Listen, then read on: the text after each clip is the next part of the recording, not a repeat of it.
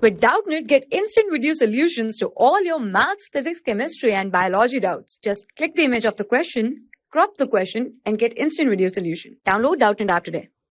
Hello, we are given with the question, and the question says a block A of mass 2m is hanging from a vertical massless spring of spring constant K and is in equilibrium. Another block B of mass m strikes the block A with velocity u and sticks to it.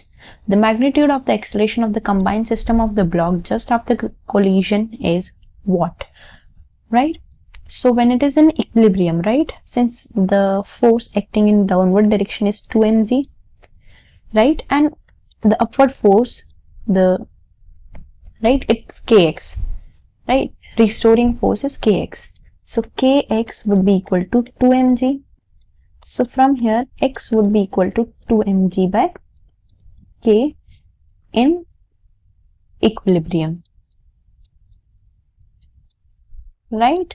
Now what we could say is that when mass m sticks to this, right, the total force downward is 3mg, right, and there would be a upward force kx, right, and there would be, due to this, there would be an acceleration, right? So what we could say from there is that, so obviously the system would be accelerating in upward direction, right? So what we could say is that 3mg minus kx would be equal to 3m into a, right, after the collision, correct?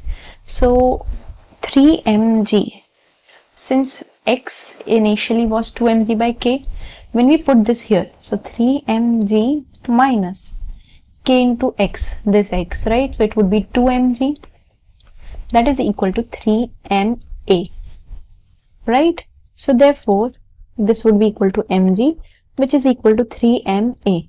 So m gets cancelled, so acceleration turns out to be equal to g by 3, right?